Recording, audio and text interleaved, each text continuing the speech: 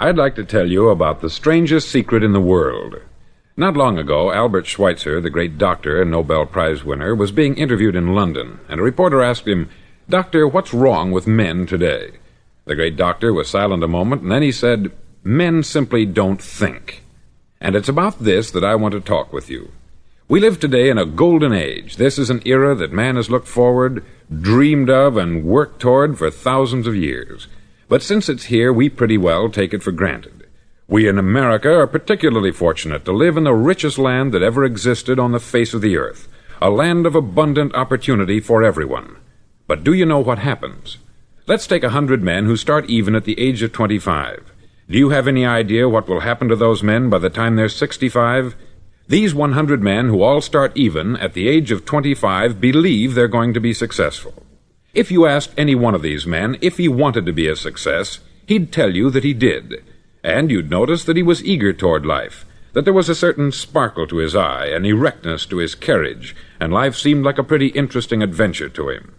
But by the time they're 65, 1 will be rich, 4 will be financially independent, 5 will still be working, 54 will be broke. Now think a moment. Out of the 100, only 5 make the grade. Why do so many fail? What has happened to the sparkle that was there when they were 25? What's become of the dreams, the hopes, the plans? And why is there such a large disparity between what these men intended to do and what they actually accomplished? When we say about 5% achieve success, we have to define success. And here's the definition. Success is the progressive realization of a worthy ideal. If a man is working toward a predetermined goal and knows where he's going, that man is a success. If he's not doing that, he's a failure. Success is the progressive realization of a worthy ideal. Rollo May, the distinguished psychiatrist, wrote a wonderful book called Man's Search for Himself. And in this book he says, the opposite of courage in our society is not cowardice, it is conformity. And there you have the trouble today. It's conformity. People acting like everyone else, without knowing why, without knowing where they're going. Now think of it. In America right now, there are over 14 million people 65 years of age and over, and about 13 million of these 14 million are broke. They're dependent on someone else for life's necessities. Now, we learn to read by the time we're 7. We learn to make a living by the time we're 25. Usually, by that time, we're not only making a living, we're supporting a family. And yet, by the time we're 65, we haven't learned how to become financially independent in the richest land that has ever been known. Why? We conform. And the trouble is that we're acting like the wrong percentage group, the 95% who don't succeed. Now, why do these people conform? Well, they don't know, really. These people believe that their lives are shaped by circumstances, by things that happen to them, by exterior forces. They're outer-directed people.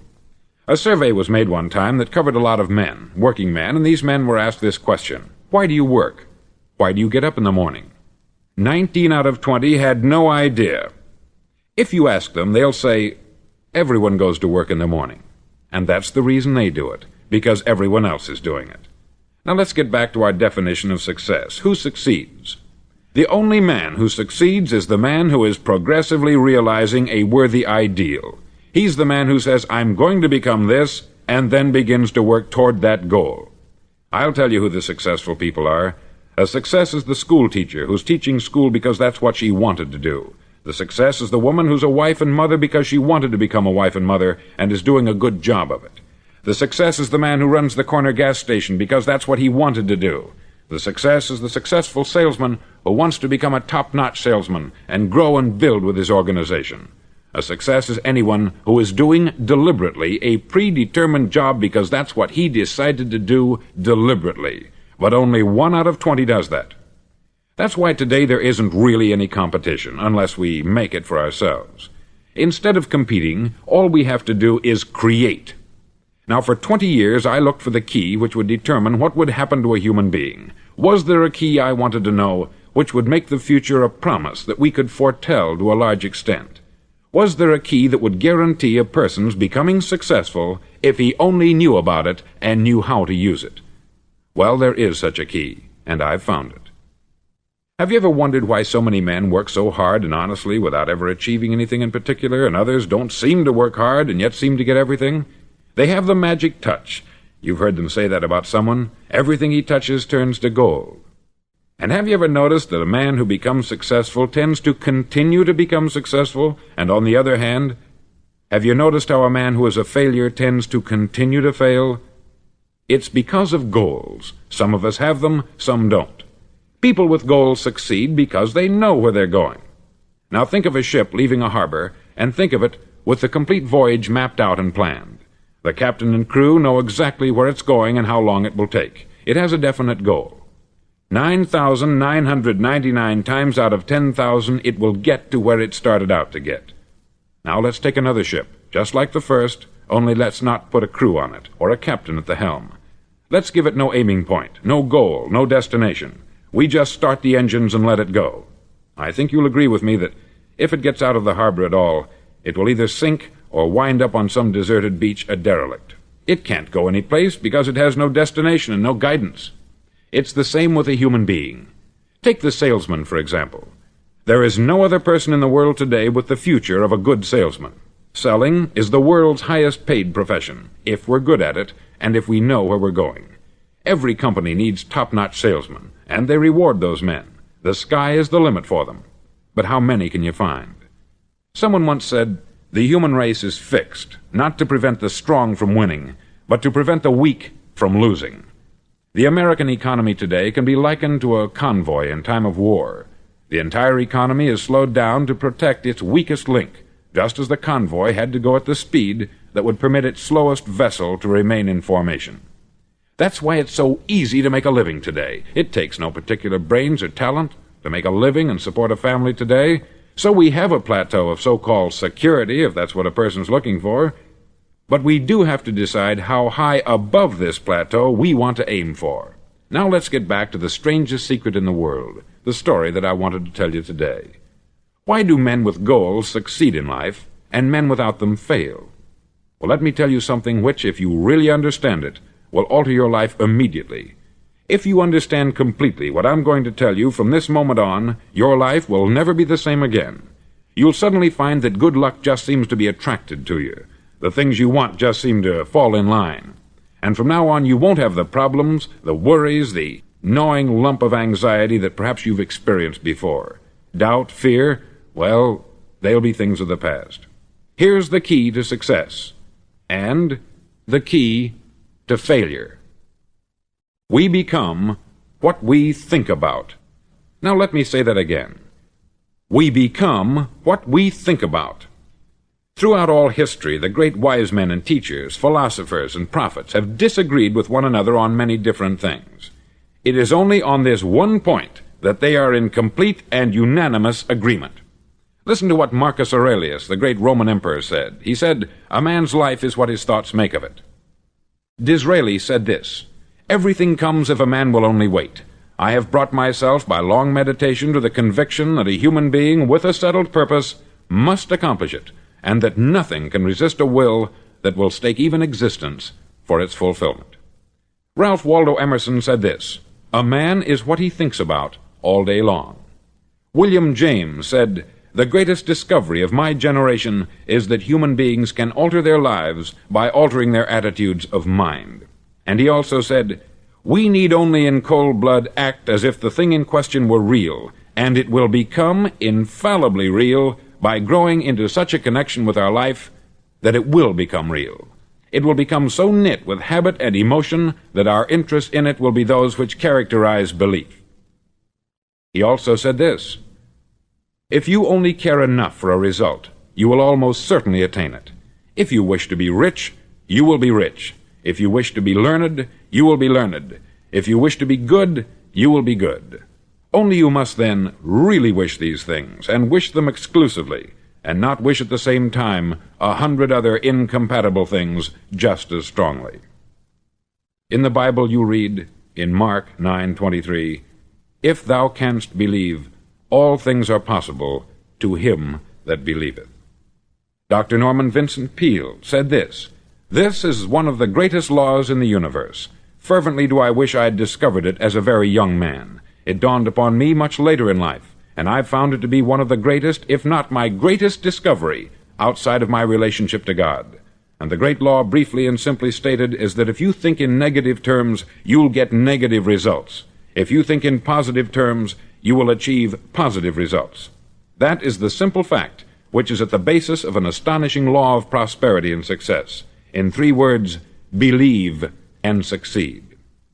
William Shakespeare put it this way: "Our doubts are traitors, and make us lose the good we oft might win, by fearing to attempt." George Bernard Shaw said, "People are always blaming their circumstances for what they are. I don't believe in circumstances. The people who get on in this world are the people who get up and look for the circumstances they want, and if they can't find them, make them."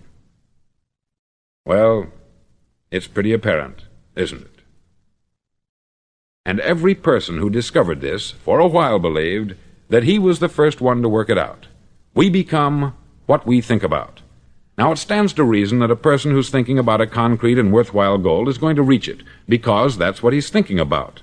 And we become what we think about. Conversely, the man who has no goal, who doesn't know where he's going, and whose thoughts must therefore be thoughts of confusion and anxiety and fear and worry, becomes what he thinks about. His life becomes one of frustration, fear, anxiety, and worry. And if he thinks about nothing, he becomes nothing. Now, how does it work? Why do we become what we think about? Well, I'll tell you how it works as far as we know. Now, to do this, I want to tell you about a situation that parallels the human mind. Suppose a farmer has some land, and it's good, fertile land.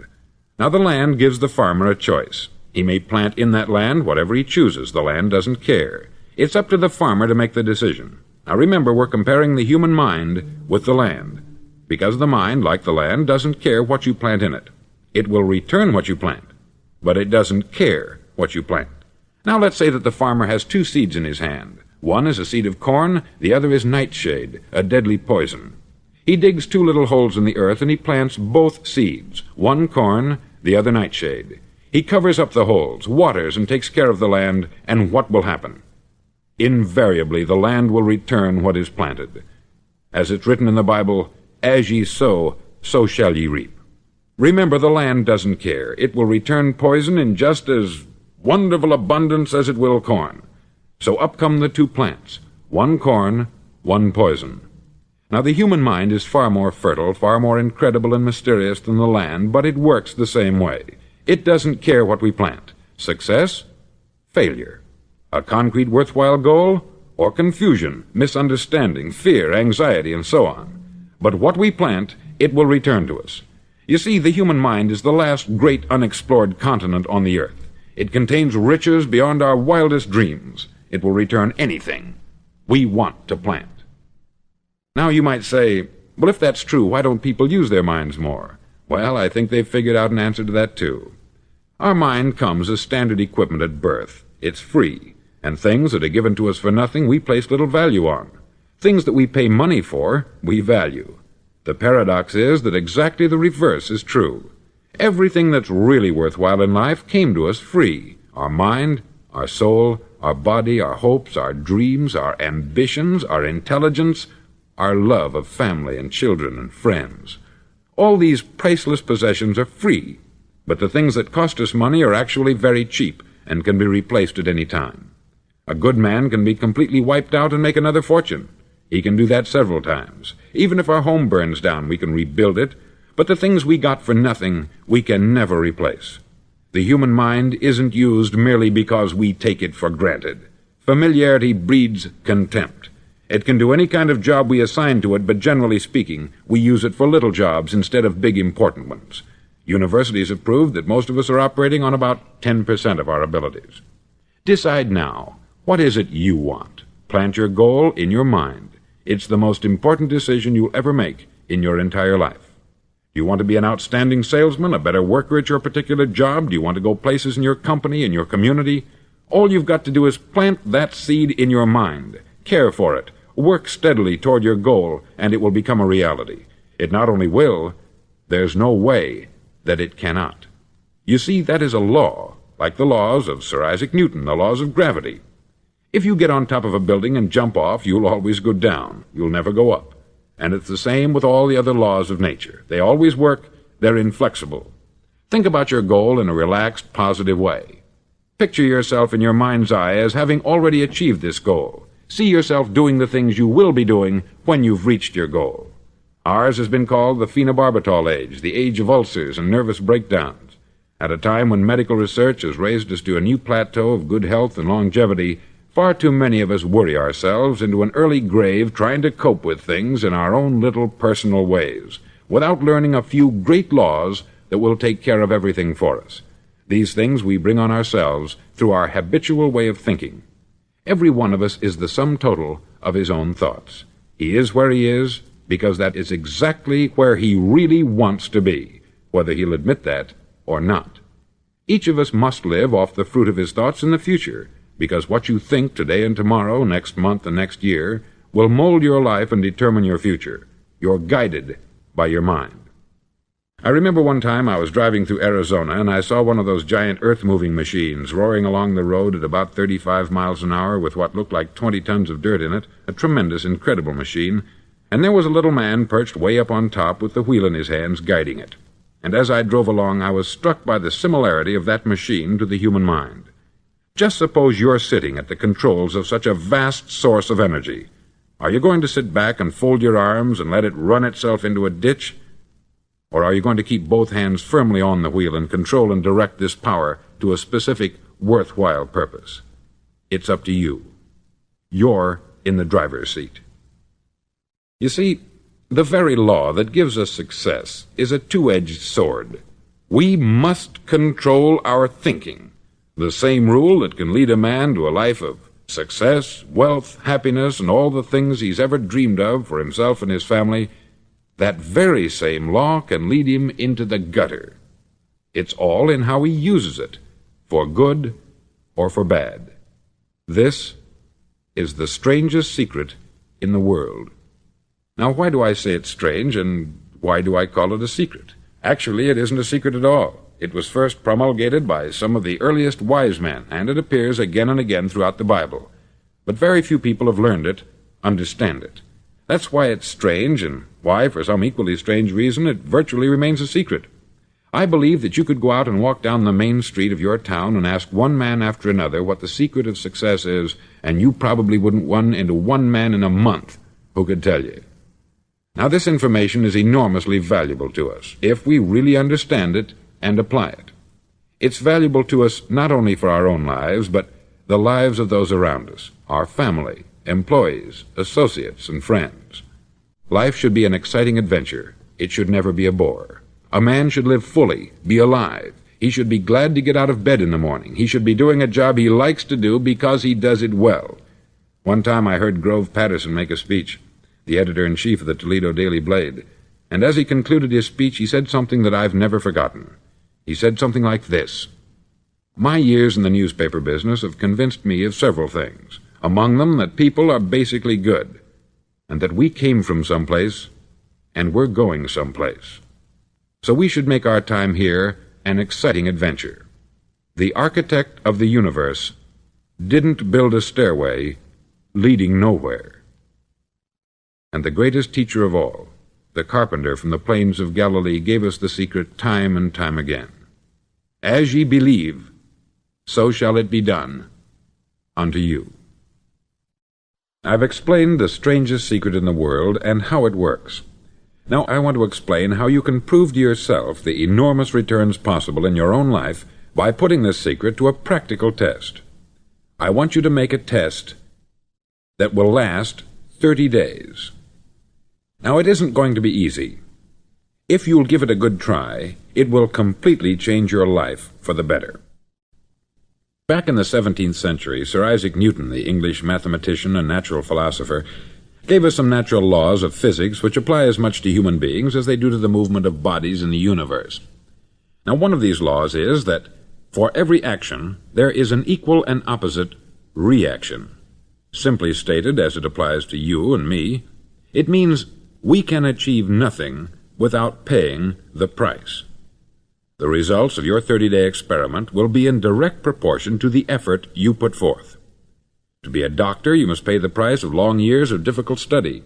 to be successful in selling, and remember that each of us succeeds to the extent of his ability to sell, selling our families on our ideas, selling education in schools, selling our children on the advantages of living the good and honest life, selling our associates and employees on the importance of being exceptional people, to, of course, the profession of selling itself. But to be successful in selling our way to the good life, we must be willing to pay the price. Now, what is that price? Well, it's many things. First, it's understanding emotionally, as well as intellectually, that we literally become what we think about, that we must control our thoughts if we're to control our lives. It's understanding fully that, as ye sow, so shall ye reap. Secondly, it's cutting away all the fetters from the mind and permitting it to soar as it was divinely designed to do. It's the realization that your limitations are self-imposed, and that the opportunities for you today are enormous beyond belief. It's rising above narrow-minded pettiness and prejudice. Thirdly, to use all your courage to force yourself to think positively on your own problem, to set a definite and clearly defined goal for yourself, to let your marvelous mind think about your goal from all possible angles, to let your imagination speculate freely upon many different possible solutions, to refuse to believe there are any circumstances sufficiently strong to defeat you in the accomplishment of your purpose, to act promptly and decisively when your course is clear, and to keep constantly aware of the fact that you are, at this moment, standing in the middle of your own acre of diamonds, as Russell Conwell used to point out. Fourth, save at least 10% of what you earn. It's also remembering that no matter what your present job, it has enormous possibilities if you're willing to pay the price. Now let's just go over the important points in the price each of us must pay to achieve the wonderful life that can be ours. It is, of course, worth any price. 1. You will become what you think about. 2. Remember the word imagination. Let your mind soar. 3. Courage. Concentrate on your goal every day. 4. Save 10% of what you earn. And action. Ideas are worthless unless we act on them. Now I'll try to outline the 30-day test I want you to make. Now keep in mind that you have nothing to lose by making this test, and everything you could possibly want to gain. There are two things that may be said of everyone. Each of us wants something, and each of us is afraid of something. I want you to write on a card what it is you want more than anything else. It may be more money. Perhaps you'd like to double your income or make a specific amount of money. It may be a beautiful home. It may be success at your job. It may be a particular position in life. It could be a more harmonious family. Each of us wants something. Write down on your card specifically what it is that you want. Make sure it's a single goal and clearly defined. You needn't show it to anyone, but carry it with you so that you can look at it several times a day. Think about it in a cheerful, relaxed, positive way each morning when you get up, and immediately you have something to work for, something to get out of bed for, something to live for. Look at it every chance you get during the day and just before going to bed at night. As you look at it, remember that you must become what you think about, and since you're thinking about your goal, you realize that soon it will be yours. In fact, it's yours really the moment you write it down and begin to think about it. Look at the abundance all around you as you go about your daily business. You have as much right to this abundance as any other living creature. It's yours for the asking. Now we come to the difficult part. Difficult because it means the formation of what is probably a brand new habit, and new habits are not easily formed. Once formed, however, it'll follow you for the rest of your life. Stop thinking about what it is you fear. Each time a fearful or negative thought comes into your consciousness, replace it with a mental picture of your positive and worthwhile goal. There will come times when you will feel like giving up. It's easier for a human being to think negatively than positively. That's why only 5% is successful. You must begin now to place yourself in that group. For 30 days you must take control of your mind. It will think only about what you permit it to think. Each day for this 30-day test, do more than you have to do. In addition to maintaining a cheerful, positive outlook, give of yourself more than you've ever done before. Do this knowing that your returns in life must be in direct proportion to what you give. The moment you decide on a goal to work toward, you're immediately a successful person. You're then in that rare and successful category of people who know where they're going. Out of every 100 people, you belong to the top 5. Don't concern yourself too much with how you're going to achieve your goal. Leave that completely to a power greater than yourself. All you have to do is know where you're going. The answers will come to you of their own accord. Remember these words from the Sermon on the Mount, and remember them well. Keep them constantly before you this month of your test. Ask, and it shall be given you. Seek, and ye shall find. Knock, and it shall be opened unto you. For every one that asketh receiveth, and he that seeketh findeth, and to him that knocketh it shall be opened. It's as marvelous and as simple as that. In fact, it's so simple that in our seemingly complicated world it's difficult for an adult to understand that all he needs is a purpose and faith. For 30 days, do your best. If you're a salesman, go at it as you've never done before, not in hectic fashion, but with the calm, cheerful assurance that time well spent will give you the abundance in return you deserve and want. No matter what your job, do it as you've never done it before for 30 days. And if you've kept your goal before you every day, you'll wonder and marvel at this new life you've found. Dorothea Brand, outstanding editor and writer, discovered it for herself and tells about it in her fine book, Wake Up and Live. Her entire philosophy is reduced to the words, act as though it were impossible to fail. She made her own test with sincerity and faith, and her entire life was changed to one of overwhelming success. Now you make your test for 30 full days.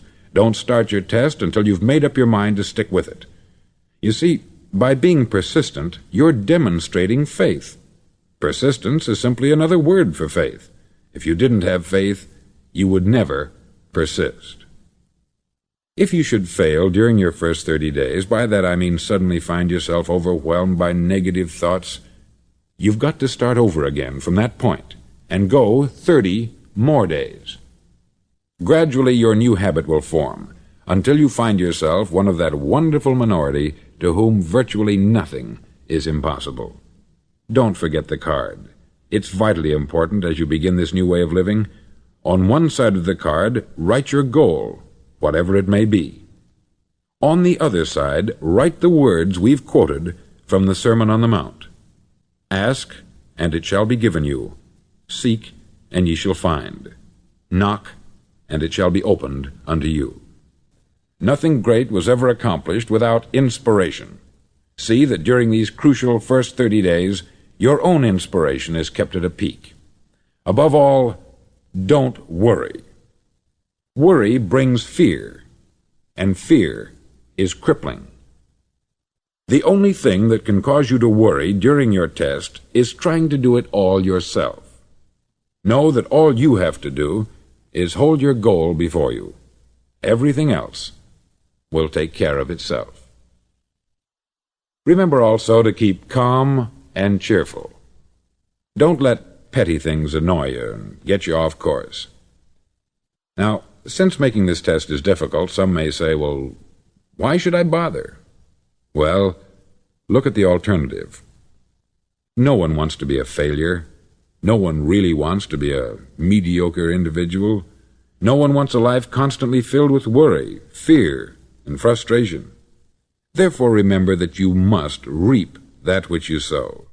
If you sow negative thoughts, your life will be filled with negative things.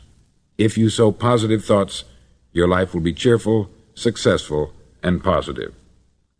Now, gradually, you will have a tendency to forget what you've heard on this record. Play it often. Keep reminding yourself of what you must do to form this new habit. Gather your whole family about and listen to what's been said here at regular intervals. You know, most men will tell you that they want to make money without understanding the law. The only people who make money work in the mint. The rest of us must earn money. This is what causes those who keep looking for something for nothing or a free ride to fail in life. The only way to earn money is by providing people with services or products which are needed and useful. We exchange our product or service for the other man's money. Therefore, the law is that our financial return will be in direct proportion to our service. Success is not the result of making money. Making money is the result of success, and success is in direct proportion to our service. Most people have this law backwards.